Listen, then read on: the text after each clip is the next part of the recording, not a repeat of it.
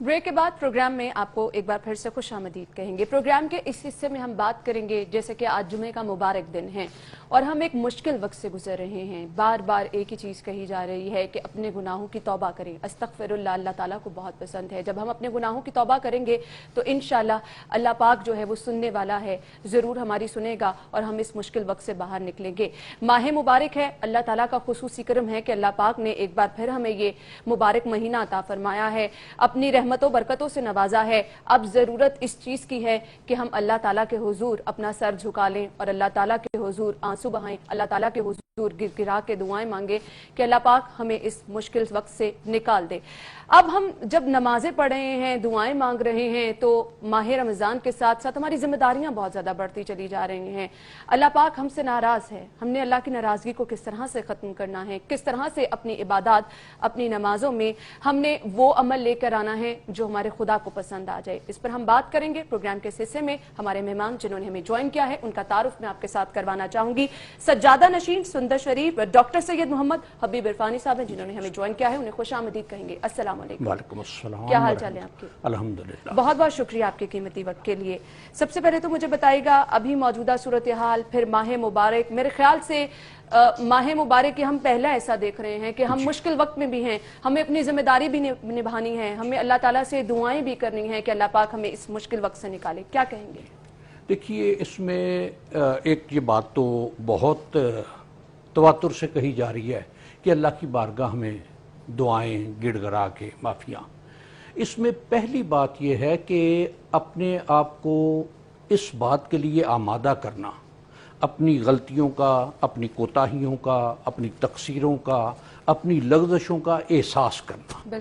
और वो एहसास जो है जब अंदरून में नदामत पैदा करता है कि मैंने अपने अल्लाह की ये नाफरमानी की, मैंने उसके रसूल सल्लल्लाहु अलैहि वसल्लम की ये नाफरमानियाँ की, मैंने दुनियावी मामलात में ये कमियाँ की, मैंने हकूक़ देने में या अपने फ़राइज़ अदा करने में यहाँ कमियाँ कजियाँ की, ये कुछ सारा जब ये सब कुछ आएगा और अंदरून में इस बात का एहसास पैदा होगा कि मैंने अपने अल्लाह की ये नाफरमानी की, मैंने अपने अल्लाह की ये हुक्म उदूली की, मैंने अपने उसके रसूल सल्लल्लाहु अलैहि वसल्लम के इन अहकामात पर यहाँ कोताहियाँ की, नाफरमानियाँ की, मैंने अपने फ़राइज़ में यहाँ कोताहियाँ की।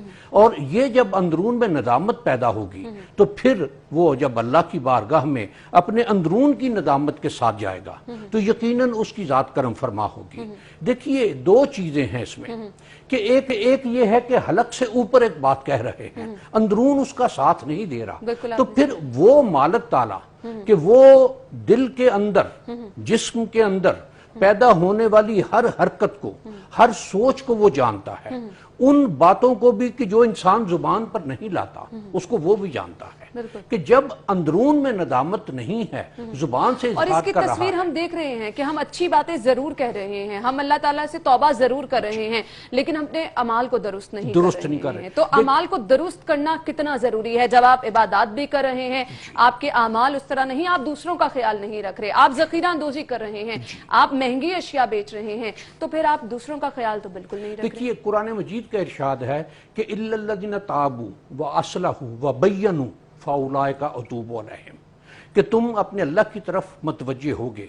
और मतवज्जे होना यह है कि अपनी कोताहियों, नदामतों के साथ ताबू व अस्लहू, कि अपनी इस्लाह कर लो। अब ये नहीं है कि यहाँ तो मैंने एक गलत काम किया, गलत बात की, गलत हरकत की, किसी का हक मारा, किसी इस तरह, और उस पर मैं अपने अल्लाह की बारगाह में माफ़ी कर रहा हूँ, अगले लम्हे फिर वही काम कर रहा हूँ कि उसने रोजे की हालत में मसलन कौल ज़ूर से मना किया है कि लगव बात, वाहियात बात, फोश बात, गलत बात। और ये नबी करीम सल्लल्लाहु अलैहि वसल्लम का इरशाद है कि जिसने कौल ज़ूर नहीं छोड़ा, अल्लाह ताला को उसके भूखा प्यासा रहने की जरूरत नहीं है।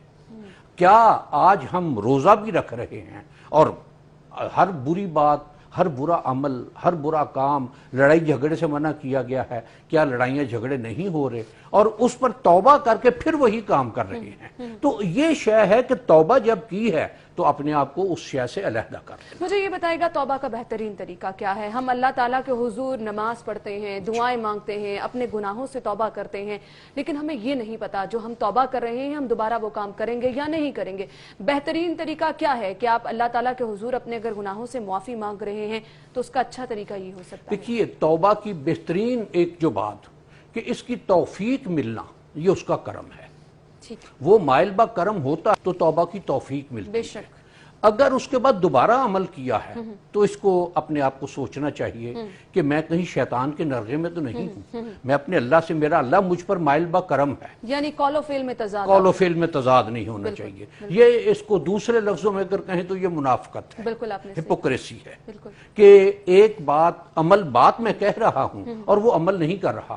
اور یہ قرآن مجید کا بھی ارشاد ہے کہ جو کرتے نہیں ہو وہ کہتے کیوں ہو؟ بالکل۔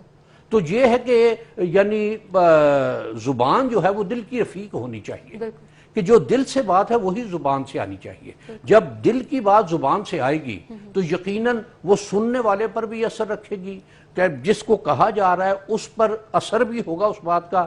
اگر زبان اور دل آپس میں رفیق نہیں ہے تو پھر جس کو بات کہی جا رہی ہے وہ بھی ادھر سے سنے گا اور آگے نکل جائے گا۔ تو اللہ تعالیٰ تو وہ ہے کہ جو ہماری ہر حرکت سے، ہمارے ہر آنے والے لمحے سے واقف ہے۔ تو اس کی بارگاہ میں جب پیش ہونا ہے تو ہاتھ اٹھانا یہ ایک رسم ہے، سجدے میں گرنا یہ ایک رسم ہے۔ خدا نیتیں دیکھتا ہے کہ جب اندر دل سے اس کے آنسو نکل رہے ہیں اور آنکھ آنسو بہا رہی ہے تو یہ دل اور آنکھ آپس میں رفیق بنے۔ جب یہ ان کی رفاقت ہوگی تو وہ مالک تعالیٰ ضرور کرم فرمائے گا۔ بالکل ایسا ہی ہے، اور میرے خیال سے اپنی نیتوں کو ہی درست کرنے کی ضرورت ہے۔ آپ دعائیں کریں گے، اللہ تعالیٰ سے توبہ کریں گے، جب تک آپ نیت اپنی درست نہیں کریں گے اور یہ نہیں سوچیں گے کہ آپ جس کام سے توبہ کر رہے ہیں آپ نے دوبارہ وہ نہیں کرنا، تو پھر آپ کی توبہ کا بھی اس طرح سے کوئی فائدہ نہیں ہوگا۔ ہم گفتگو کا سلسلہ آگے بڑھائیں گے۔ ناظرین، بریک کا وقت ہوا ہے، بریک کے بعد دوبارہ واپس آتے ہیں۔ بریک کے بعد آپ کو ایک بار پھر سے خوش آمدید کہیں گے، گفتگو کا سلسلہ آگے بڑھائیں گے۔ ماہ مبارک ہے، ہم روزے رکھ رہے ہیں، ہمارا روزہ کس طرح کا ہونا چاہیے، روزے کی اصل روح کیا ہے، اہمیت کیا ہے، یہ میں جاننا چاہوں گی۔ بتائیے گا روزے کی اہمیت کیا ہے، اصل روح کیا ہے؟ دیکھیے، روزے کی اہمیت کو اگر دیکھا جائے تو قرآن مجید نے جس طرح سے ارشاد فرمایا ہے کہ یا ایھا الذین آمنوا کتب علیکم الصیام کما کتب علی الذین من قبلکم لعلکم تتقون، کہ اے با ایمان لوگو، تم پر روزے فرض کیے گئے اور اسی طرح سے فرض کیے گئے جس طرح تم پہلی امتوں پر فرض کیے گئے تھے، لعلکم تتقون، تاکہ تمہیں تقوی حاصل ہو۔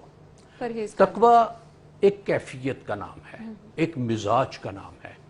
تقوی کیفیت جو ہے وہ یہ ہے کہ میں نے اپنے اللہ کے احکامات پر، اس کے رسول صلی اللہ علیہ وآلہ وبارکہ وسلم کے احکامات پر، ان کی اتباع میں، ان کی اطاعت میں عمل کرنا ہے اور اپنے آپ کو اس انداز میں ڈھالنا ہے، اپنے آپ کو اس کیفیت میں رکھنا ہے کہ جو میرا اللہ مجھ سے چاہتا ہے۔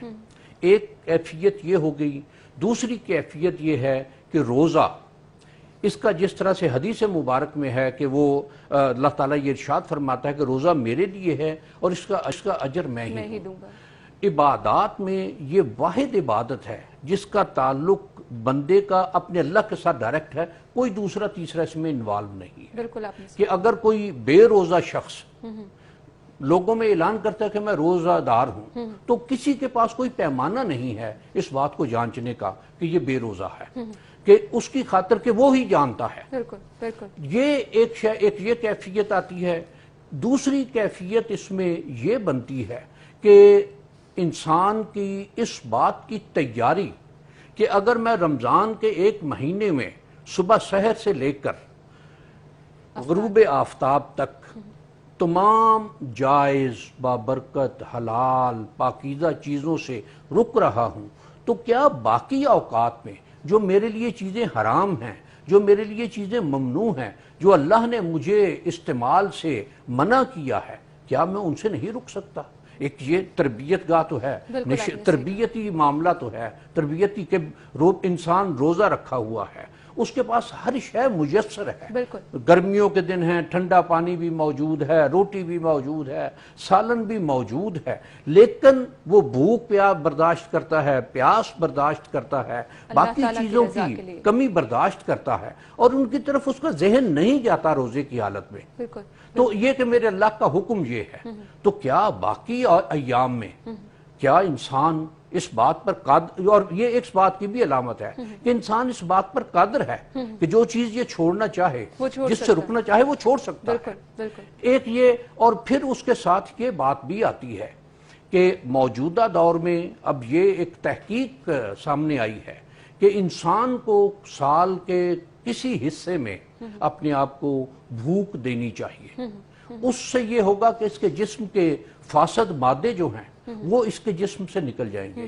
پھر یہ ہے کہ اس کی جو سوچنے کی صلاحیت ہے، اس کی باقی جسم کا جتنا باڈی ہے، وہ اس کے تمام انسٹرومنٹ بہتر طریقے سے کام کرتے ہیں. صحیح. یہ اس روزے کی اہمیت. اور پھر یہ کہ بندہ جب روزے کی حالت میں ہوتا ہے، سامنے ہر شے موجود ہے، وہ پاکیزہ بھی ہے، وہ خوبصورت بھی ہے، وہ جائز بھی ہے، وہ حلال بھی ہے، اس کی خواہش بھی کسی وقت ہوتی ہے، لیکن ہاتھ کا نہ بڑھنا، تو یہ اپنے اللہ کے حکم پر عمل پیرائی. بالکل اللہ تعالیٰ کی رضا کے لیے، اور پھر آپ پرہیزگار بن جاتے ہو، تقویٰ کے عادی ہو جاتے ہو. مجھے یہ بتائے گا، پہلا عشرہ چل رہا ہے، 7واں روزہ ہے آج. پہلے عشرے کی دعا ہم دیکھتے ہیں، ہم پڑھتے بھی ہیں، اور کون سی ایسی عبادات ہیں پہلے عشرے سے جو ہم پہلے عشرے میں خاص طور پہ کر سکتے ہیں؟ دیکھیے، پہلا عشرہ جس طرح سے رحمت سے تعبیر کیا گیا ہے، اور اس عشرے کے لیے جو خاص دعا رب ارحم وانت خیر الراحمین، یہ کہ مجھ پر رحم فرما، تو سب رحم فرمانے والوں میں سے بہترین رحم فرمانے والا ہے. باقی دعا یہ تو شاید بندے کا اور اس کے اللہ کا معاملہ ہے، دل سے جو بات نکلتی ہے وہ اثر رکھتی ہے، اور یہ اثر جو ہے وہ مالک تعالیٰ یقیناً اس کو قبول فرماتا ہے. کیا، اور اس میں دو تین چیزیں، کچھ چیزیں مشترکہ ہوتی ہیں وہ تمام مخلوق کے لیے، کچھ چیزیں بندے کی انڈیویجول ہوتی ہیں، وہ انڈیویجولی اپنے اللہ سے مانگتا ہے. جو کولیکٹیو ہیں، جو مشترکہ ہیں، مثلا آج کے دور میں اگر ہم یہ دیکھیں تو کورونا کا ایک مسئلہ چل رہا ہے، تو کورونا ایک صرف مسلمانوں کا نہیں، مسلمانوں میں صرف پاکستانیوں کا نہیں، یہ پوری دنیا کا مسئلہ ہے. اور پوری دنیا جس طرح سے اس کا کہ یہ مخلوق اس اللہ تعالیٰ کا کنبہ ہے، اس نے اپنا اسے کنبہ قرار دیا ہے. اب یہ جو کیفیت اس میں چل رہی ہے اس وقت، اس کو دیکھا جائے تو یہ ایک اس کو جو مختلف نام دیے جا رہے ہیں، یہ وبا بھی ہے، یہ مرض بھی ہے، اس کو عذاب بھی کہا جا رہا ہے. اور اس میں جو یہ باتیں کہہ رہے ہیں ان کے پاس اس کے دلائل کہ عذاب جو ہمارے دور کی ایسی حکومتیں، ایسے ممالک کہ جن کا دعویٰ تھا کہ ہماری فضائیں مسدود ہیں، ہمارے سمندر وہ مسدود کر دی ہم نے کہ کوئی شے ہماری مرضی سے اس کے اندر نہیں آ سکتی، ہم نے بحری راستے اپنے پابند کر دیے کہ جس کو ہم چاہیں گے، جس شے کو چاہیں گے وہ آ سکے گی ہماری مرضی کے بغیر. لیکن اب یہ ایک شے ہے کہ جو دنیا میں ہر جگہ، اور وہ ممالک جن کو یہ زوم تھا کہ ہم ترقی یافتہ ملک ہیں، ہماری مرضی کے بغیر، امریکہ کا دیکھ لیا جائے، جرمنی کا دیکھ لیا جائے، فرانس کو دیکھ لیا جائے، اسپین اٹلی کو دیکھ لیا جائے، کہ یہ جن کے دعوے تھے ان کے لاکھوں سے زیادہ ان کے ہاں اموات ہو چکی. صحیح. مجھے یہ بتائیں گا، جمعے کا مبارک دن ہے اور پھر ماہ مبارک بھی ہے، آج جمعے کے دن کی اہمیت کیا ہے؟ بہت سارے لوگ اس وجہ سے بھی پریشان ہیں کیونکہ کہا جا رہا ہے مساجد میں محدود لوگ جائیں، کم لوگ جائیں. لوگ اس وجہ سے بھی پریشان ہیں کہ وہ مساجد کا رخ نہیں کر سکتے ہیں. تو بتائیے گا، اگر گھر میں بیٹھ کے عبادت کی جائے گی تو کیا اس کی اہمیت اتنی ہی ہوگی؟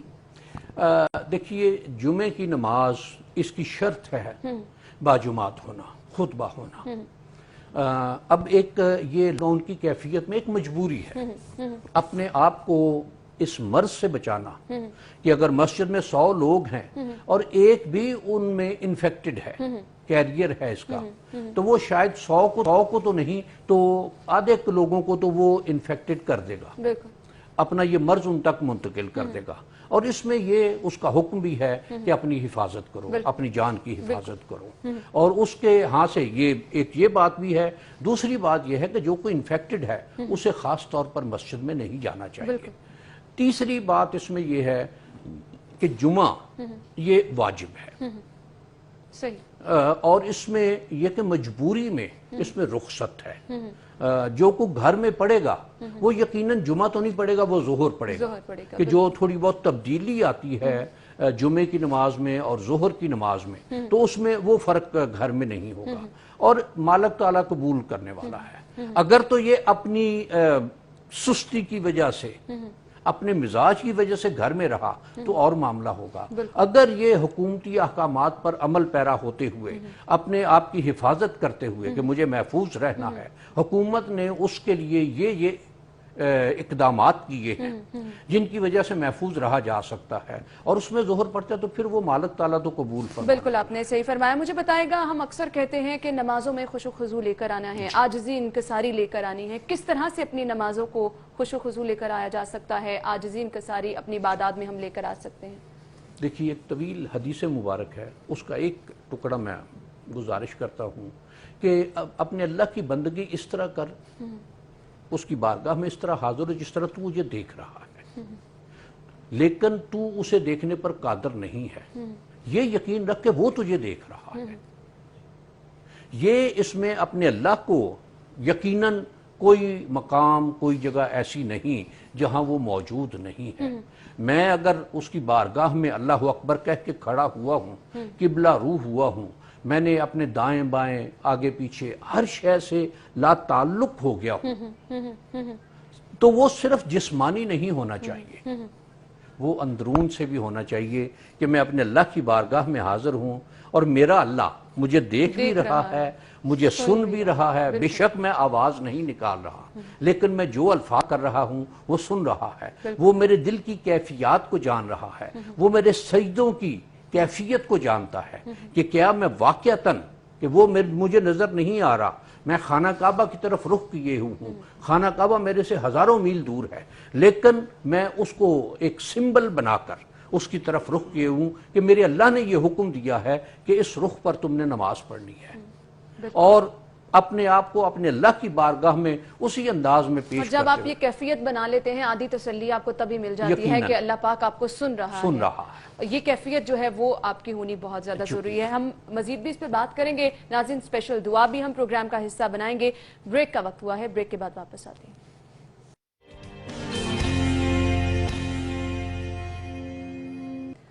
بریک کے بعد پروگرام میں آپ کو خوش آمدید کہیں گے۔ ہمارے مہمان ڈاکٹر سید محمد حبیب عرفانی صاحب ہمارے ساتھ موجود ہیں۔ دعا کی طرف مجھے جانا ہے، لیکن اس سے پہلے آپ کوئی پیغام دینا چاہیں؟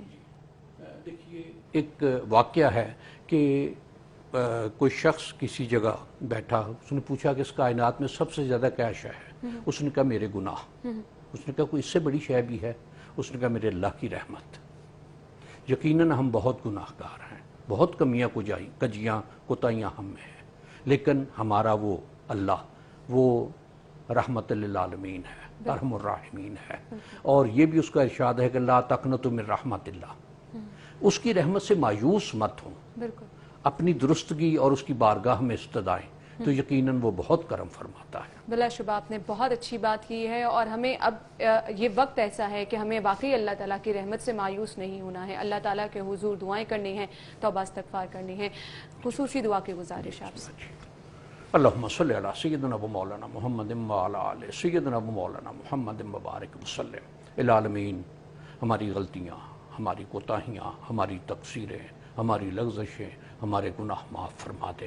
العالمین، تیرے محبوب صلی اللہ علیہ وآلہ وبارک وسلم کی امت سے ہیں، بار الہ اس نسبت سے ہم پر رحم فرما، ہم پر کرم فرما۔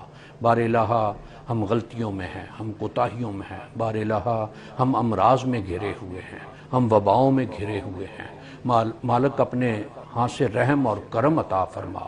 العالمین، یہ جو کرونا کا مسئلہ اس پوری کائنات میں تیری تمام مخلوق کو اپنی لپیٹ میں لیے ہوئے ہے، بار الہ تو اپنے ہاں سے رحم فرما، اور اگر تیرے ہاں سے رحم نہیں ہوگا تو بار الہ یہ اسی طرح سے اس دنیا میں تیری مخلوق کو اور اس مخلوق کو تو نے جسے اکرام عطا کیا ہے، تو نے جسے عزت عطا کی ہے، تو نے جسے شرف عطا کیا ہے، بار الہ یقیناً ہم تیری بارگاہ میں پیش ہونے کے قابل نہیں ہیں، لیکن بار الہ تیری رحمت ہر شے پر محیط ہے، تیری رحمت ہر شے سے وسعت لیے ہوئے ہے، ہر شے پر وسعت لیے ہوئے ہے۔ بار الہ اپنے ہاں سے اپنے کرم اور عافیت کو نواز۔ العالمین ہمیں دین و دنیا کی، اندرون و بیرون کی، ظاہر و باطن کی ہر خیر عطا فرما۔ اللہم انا نعوذ بک من الہم والحزن والعجز والکسل والمرض والعلم والجوع والقحط، اور العالمین جتنی بھی بری چیزیں ہیں ان سے ہمیں اپنی پناہ عطا فرما، اپنی دستگیری عطا فرما۔ العالمین ہم تیرے نبی صلی اللہ علیہ وآلہ وبارک وسلم کے، تیرے محترم، تیری سب سے پیاری مخلوق کے سب سے پیارے بندے کے بار الہ ماننے والے ہیں، اس نسبت سے ہم پر رحم فرما۔ ہمارے ہاں جو کچھ کمیاں کجیاں کوتاہیاں ہیں ان کو دور فرما۔ العالمین ہمیں اچھا انسان بننے کی توفیق عطا فرما، اچھا مسلمان بننے کی توفیق عطا فرما، نبی کریم صلی اللہ علیہ وآلہ وبارک وسلم کا سچا امتی بننے کی توفیق عطا فرما، ہمیں دین کے احکامات پر عمل کرنے کی توفیق عطا فرما۔ العالمین ہم میں جو غریب ہیں، جو نادار ہیں، جو مریض ہیں، بار الہ ان پر رحم عطا فرما۔ العالمین جو بے اولاد ہیں ان پر رحم عطا فرما۔ العالمین جو والدین پریشان ہیں بچیوں کے لیے ان پر رحم فرما۔ العالمین جس ادارے میں ہم بیٹھے ہوئے ہیں سٹی 42 کے، بار الہ اس کے مالکان کو، اس کے عملے کو اور اس پروگرام کے تمام تر سٹاف کو اپنی رحمتوں اور برکتوں سے نواز۔ العالمین ہمارے معاشرے میں جو غریب ہیں، جو نادار ہیں، جو مستحقین ہیں، بار الہ ان پر اپنی جناب سے رحم عطا فرما۔ العالمین اس کائنات کو، اس کائنات میں جو بسنے والے لوگ ہیں ان پر رحم، کرم، عافیت اور نعمتیں عطا فرما۔ ربنا آتنا فی الدنیا حسنہ وفی الآخرۃ حسنہ وقنا عذاب النار۔ ربنا اننا آمنا فاغفر لنا ذنوبنا وقنا عذاب النار۔ رب اجعلنی مقیم الصلاۃ منتی ربنا وتقبل دعا۔ ربنا اغفر لی ولوالدی وللمؤمنین یوم یقوم الحساب۔ سمعنا واطعنا غفرانک ربنا وعلیک المصیر۔ اللہم توفنا مسلمین والحقنا بالصالحین۔ ربنا تقبل منا انک انت السمیع العلیم وتب علینا انک انت التواب الرحیم۔